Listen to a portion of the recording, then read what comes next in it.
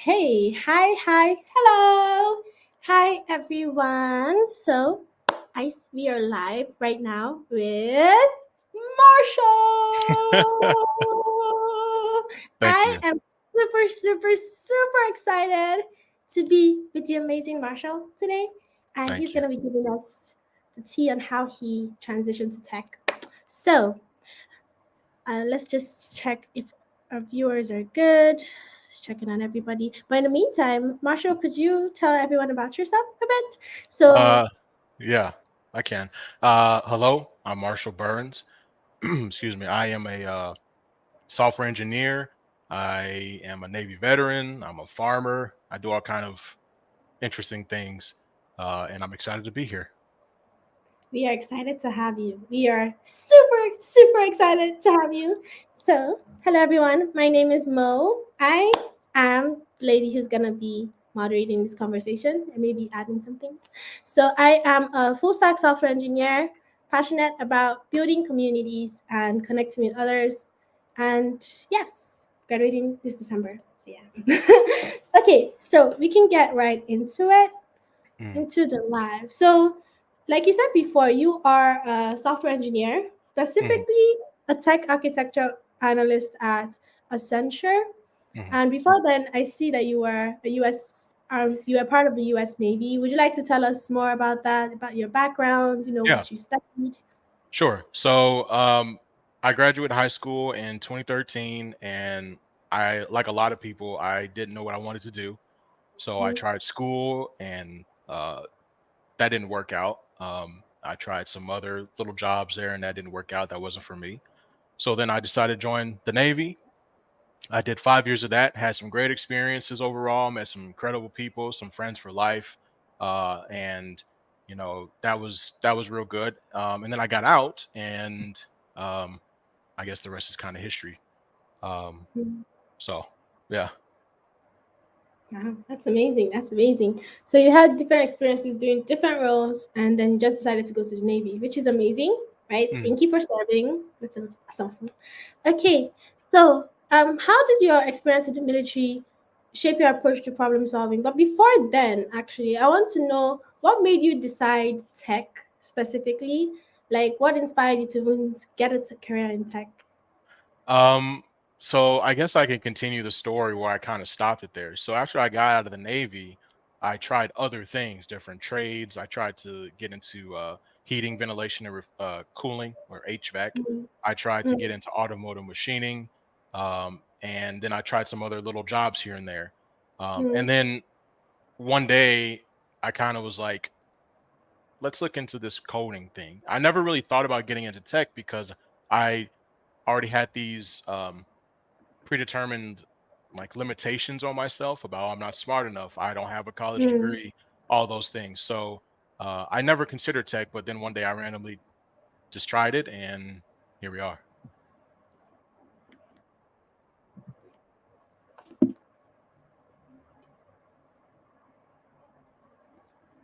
Can you hear me? Yes. Can you hear me? Okay, which is yes, I Okay. can.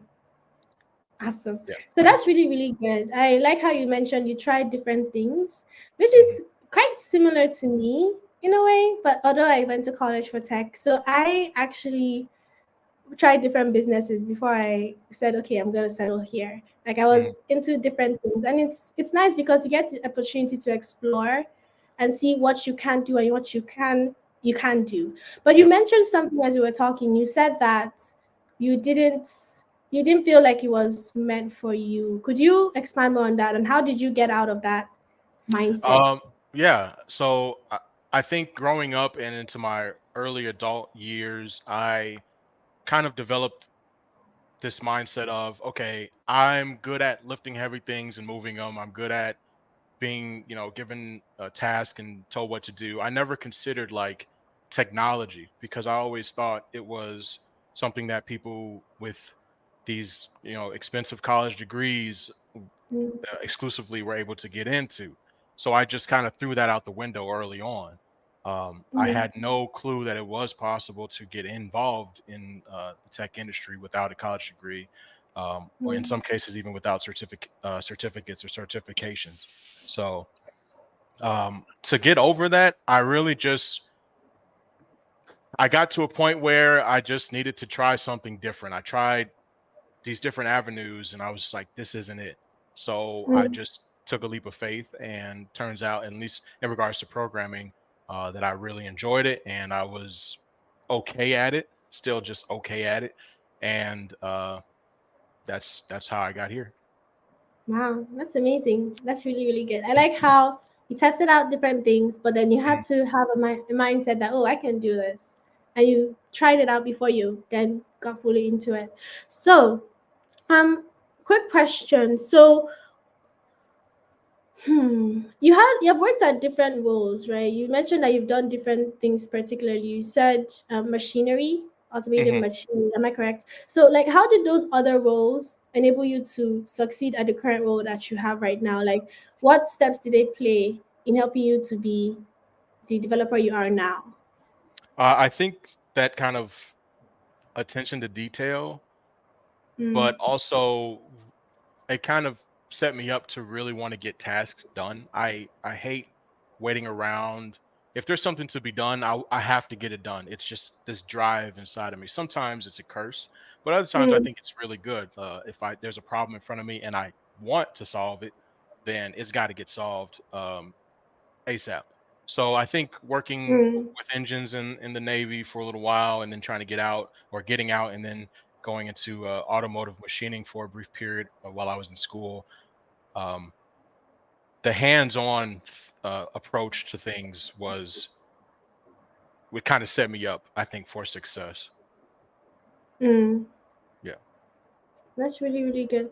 The hands-on approach. Okay, can you mention like in some ways where that approach had to be used in your current position Um, as a software engineer? Are you leading a team? How does it work? Can you no, get so more I'm into not. that? I'm not leading a team. I'm actually the junior on my team currently, and my previous team. I've been the only junior, which is very interesting. Okay. I'm sure we'll get into that a little later, but I think, like I mentioned about that motivation to get a task done, as long as I care about that task, it's got to get Mm, done. So whether it be in a side project now where I, excuse me, where I find bugs, or I want to implement a feature, mm, I I have that drive to say, okay, I'm going to plan this out, allocate a certain amount of time, and get this done. And then when I go over that time, which inevitably happens anyway for most people, uh, I dedicate more time to it because I have to get that done, and I have to stay uh, motivated to accomplish this goal. And the same thing kind of mm. applies to work, where something may happen and one of my team members like, "Hey, Marshall, can you take a look at this?" Although that may kind of throw a wrench in my other plans, I can be like, okay, well, let's get this done to the best of my ability. Mm. I like how you mentioned something, a drive to get things done, Mhm. because I've seen this in a lot of people. Because I like seeing more people, more black people specifically and people from different races getting into tech, especially Mhm. ladies, different people. And I've seen that sometimes people get demotivated or they feel bad because something is too difficult and so they want to basically give up. So I like how you said that you have a drive to keep going, to keep working on Yeah. something to get it, because that's very, very important. Like, you might not know initially, you might not know at immediately you look at it, but you're willing to keep going until you get it done. And that's amazing. That's Yeah. amazing. I remember when I started my career, I didn't know. I was blank, right? But then gradually, I kept on looking at it and showing up daily, and it worked out. So thank you for sharing. So I Yeah. have a question concerning people that want to get into tech. Would you have like any tips that you would give them in their journey? Hi, Um, Isa. yeah, I would say so. Just kind of like what we were talking about, to kind of reiterate on that, the not giving up thing. I think so. For me, how it started was one day I was just like, okay, I'm gonna look into this programming thing, and I do what most people do, and I Googled how to start programming or learn programming, and then there was a list of tasks. Like, hey, learn Python. Well, to learn Python, you got to install Python, and then all this different things. So it can be very overwhelming. But I think not being afraid to fail. This is actually a thing that I learned really early on in my military career. Is Mm, fail. We as humans are inherently imperfect, So we're going Mm. to fail. Um, but as long as you take a or you get some type of lesson from that failure, and you learn something or improve on upon something, then don't even consider it a failure anymore. So start with something, do some research, do your due diligence, do some research. If it gets a little confusing, take a step back, maybe break it into smaller pieces, and Mm. don't give up because it's super easy to give up on technology real quick. Yeah, you're right. I remember when I first started learning how to code, like I was frustrated in a way because Yeah. I liked the building part, making things pretty and everything. But when it came to functionality, it wasn't working.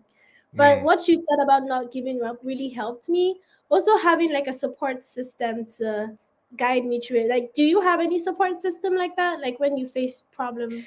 In regards to actually, interesting enough, so to help me or to keep me on the right path when learning programming, I went about it by streaming. I streamed all my coding sessions on Twitch for, I mean, about 6 months straight.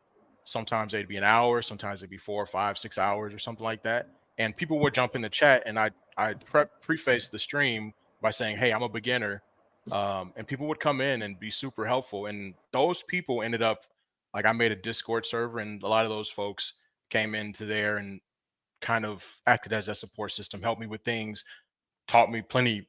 I mean, just an unimaginable amounts of information that I gained from those folks. So, in regards to technology, my support system really started honestly from people who I've met over the internet and through my streams and whatnot. Oh, think we're frozen. Hey, Rizal, I just saw your chat. Oh, okay. Well, well, it appears the show is mine. Uh, I think we give Mo a few moments to come back.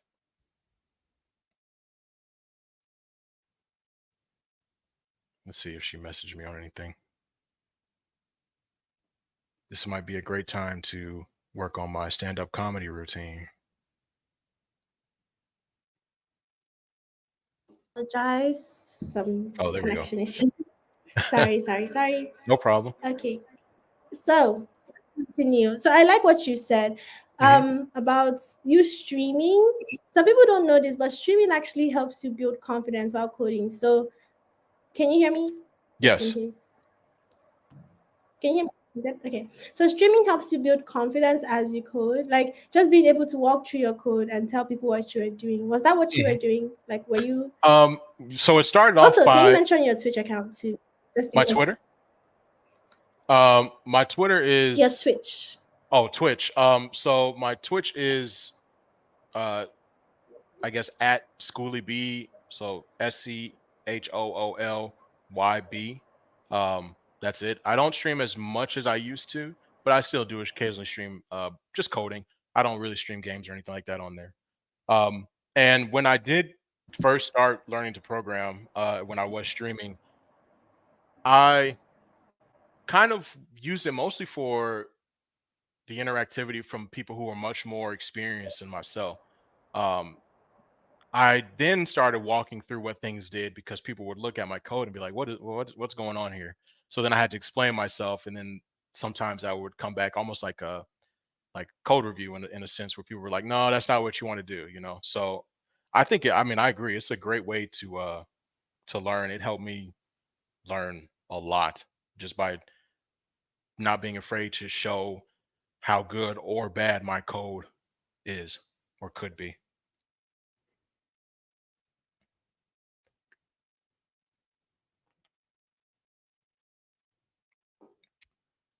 I can't hear you now, Mo. I think you might be muted.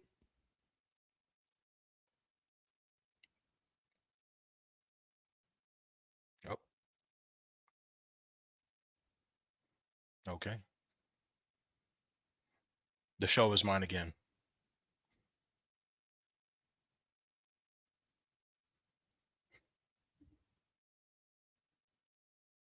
Okay. Well, um, for anybody watching, How did you learn how to code or get into tech? Let's see it in the comments.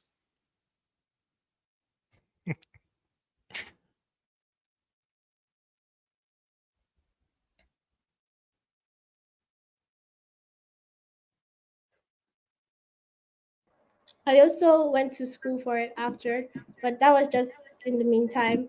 But it was a pretty Oh, interesting experience because my brother made me get into it. Can you hear so me? Oh, am yeah, I I can cutting hear out you. again? You kind of disappeared for a while. So Oh wow, I don't this know. internet thing is not helping. I'm so We could sorry, just run but it I'm from there. connected in two devices. So yeah, if one comes out, we can always I'll join from the other part. So, quick question. So, what was the Mhm. biggest No,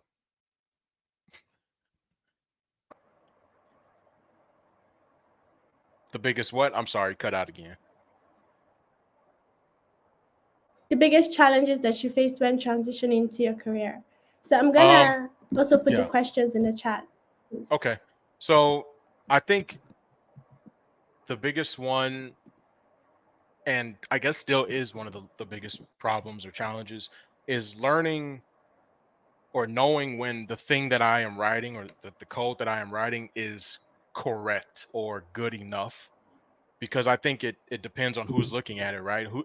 Like you may take it to a senior or some type of lead, and especially in my position right now, where somebody may like be, let's change this up a little bit. What'd you do here? Explain this to me.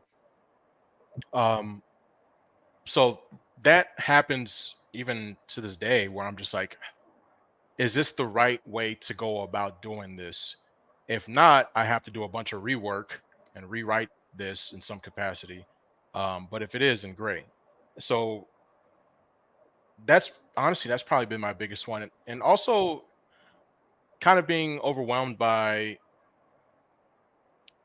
am I qualified enough? That one comes up a lot for me. Am I qualified enough for a role, a position, a promotion, you know, anything like that? So those are probably my biggest challenges uh, in in tech.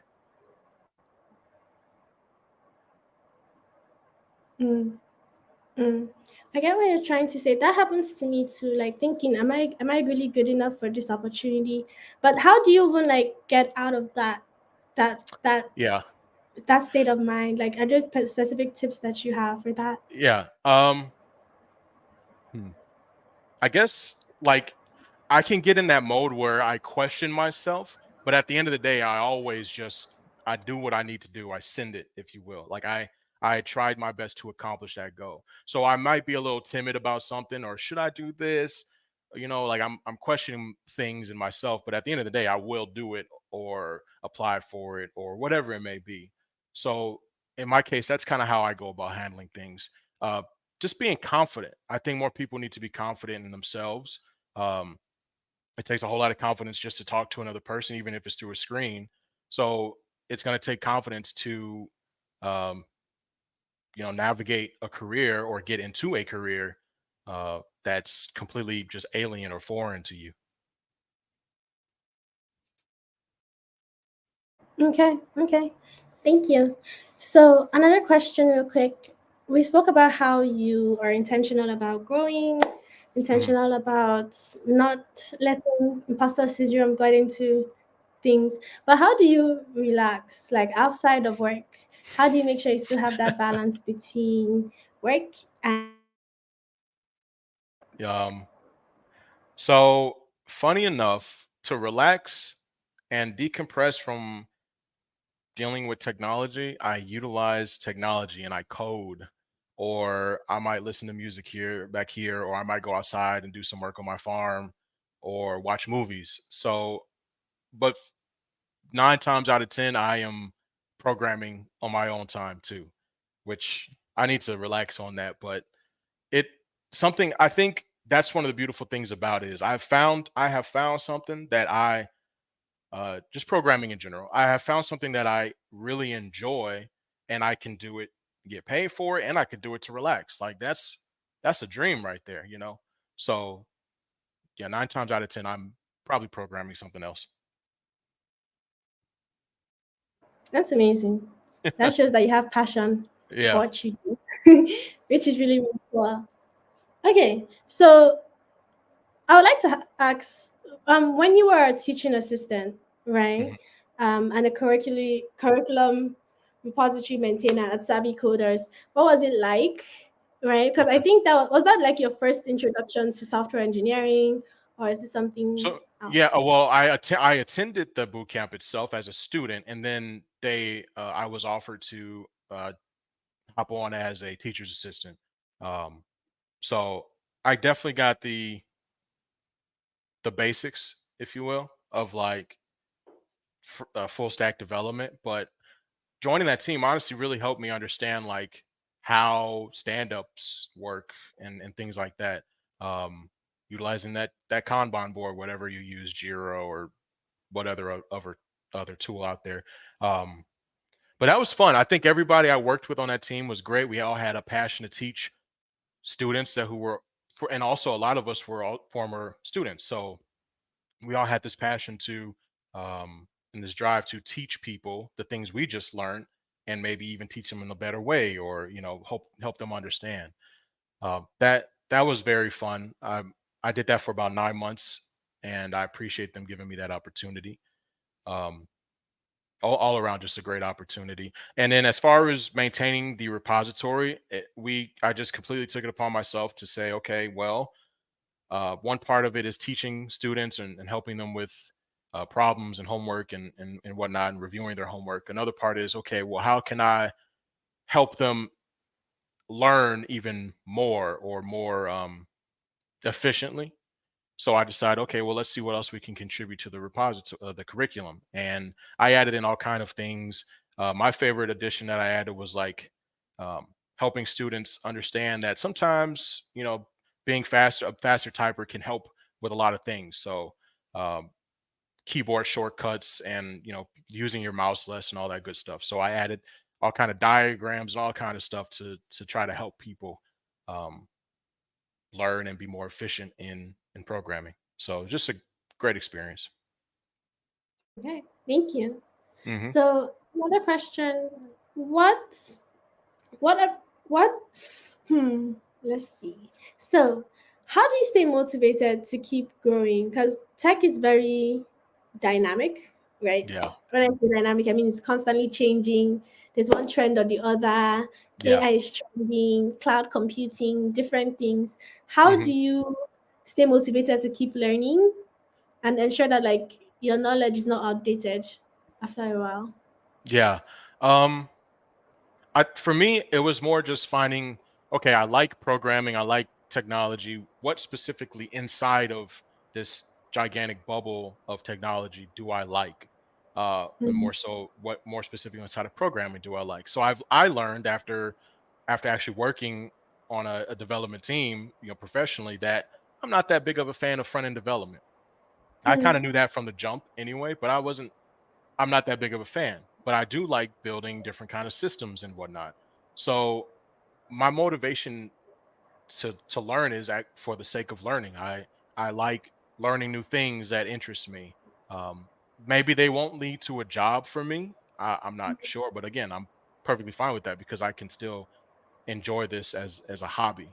So some people may chase the dollar bills, and I kind of chase them, but it's more of just the enjoyment of the task at hand that like motivates me. Excuse me. That's really good. I see you're passionate about Yeah. what you do. I am passionate too. Let's go. I'm passionate. Hmm. Woohoo! Okay, so some more questions I have. So you shared some good news with us, right? For people who don't know, I met Marshall through Blackwell, which is what is currently representing this Hmm. live. So yes, I met him through Blackwell, and we are a community of developers advocates who come together, Black developer advocates who come together to support each other. And you can always join if you want. So you shared how you got a promotion Yeah. recently at work. I wanted to ask, how did you get to that? Like, how do you get Well, promotion? You do specifically. So honestly, I just kind of coasted through. That's you kind of you we talked about this before the call.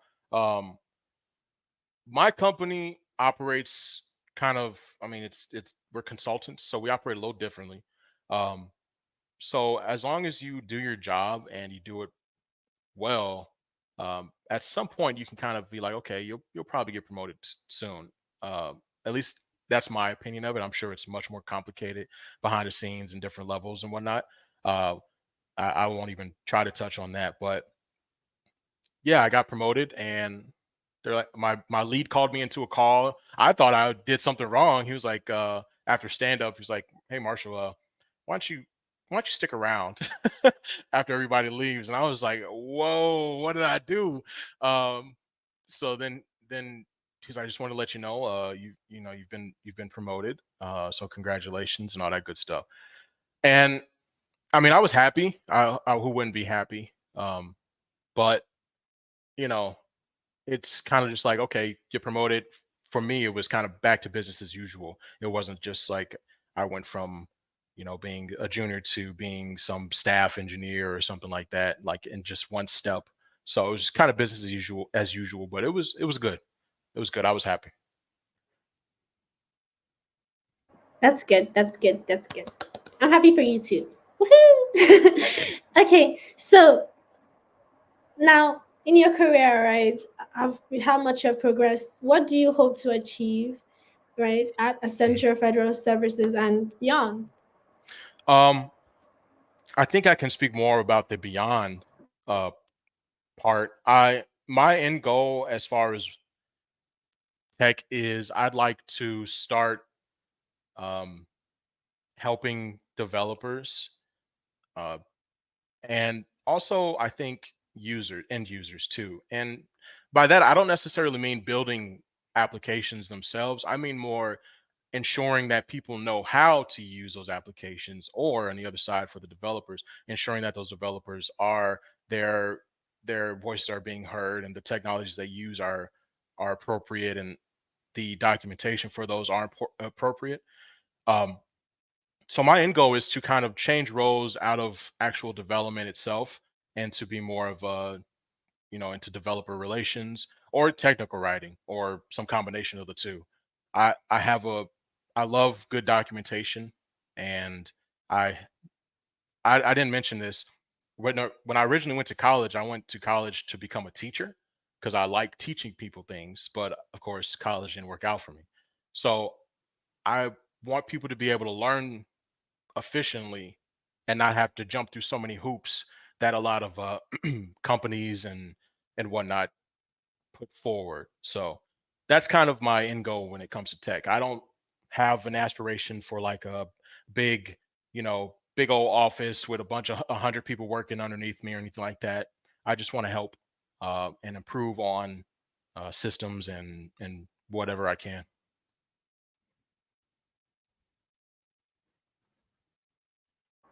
Thank you. Thank you so much. Hmm. Okay, so before we head out for today, I'm going to ask um, a piece of advice that you have for the audience, and I also share one too. Like for people who are currently in their tech career, I didn't ask about this, but you know the job situation right now, how people are struggling and everything. Any Hmm. advice you would have for people trying to transition, maybe getting their first job in tech? Um, mm, I'm thinking before that, how Hmm. did you land this job currently? So I was Like, fortunate. Yeah, I'm sorry. Go ahead. no, you can start. I was fortunate enough. So once I graduated my boot camp, another reason why I even attended my boot camp is because they had um, like a not really a job, I guess job placement. Somebody who ever watches this who works at Savvy can kind of fill me in on this, but it's kind of like a job placement uh, program where people will speak with one of Savvy Coder's employees. I forgot her position.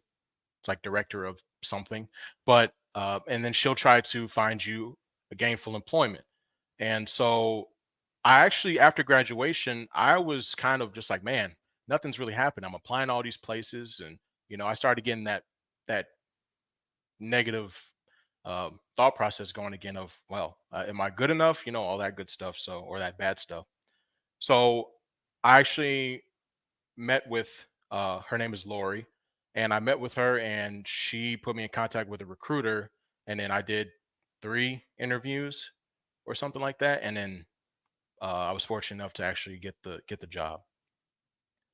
In regards to people who are struggling to find one, I know it's tough, and I mean, I I just think maybe take a step back and learn more like larger variety of skills or languages or frameworks or whatever it may be, to, as long as you enjoy them, at least, to land a job. Also, networking has been huge. If I didn't reach out to Lori, and then she didn't utilize her network to reach out to a recruiter, in my case, I probably wouldn't have my job right now. So that networking thing can help you and other people, and we should all be here to help each other in some capacity. So don't get too discouraged. I know it's, for those people it's hard, but just keep trying and utilize a network and build a network. Thank you so much, Marshall. Hmm. For me, the advice I would give you is to network.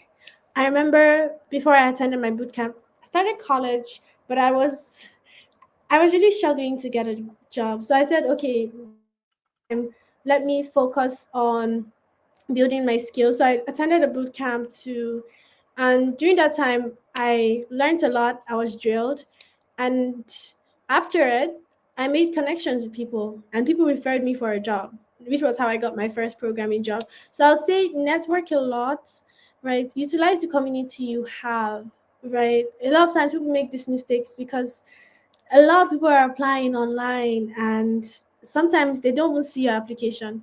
So you want to make sure that your application at least gets seen by Yeah. a human being, and you must make sure that you know what to do, right? When someone actually hires you, they'll have a positive experience, right? Not that it'd be negative. So yes, thank you so much for this conversation. Yeah. This Thank you was for having me. amazing. I learned a lot, and I'm sure our viewers learned a lot, and I'm still gonna post this so people who couldn't join me can join later on. But yes, so everyone, about Blackwell. So Blackwell, like I said, a community of advocates, people who are developers too that are interested in developer advocacy, or just having a community of engineers together, willing to support each other and help each other in their various careers. And we also connect on Fridays bi-weekly through a virtual hangout, on a call. So you can always join us, and the link for that would be in the description. But yes, I super excited to talk with you, Marshall. Thank you so much, and have an amazing day. Thanks, Mo. Thank you for having me. You are Take care. welcome.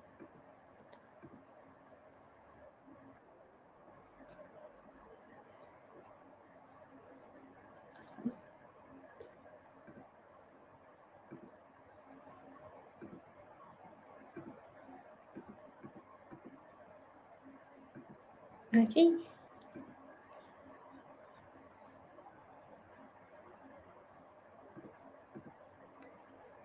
Okay, everyone. So in the meantime, you can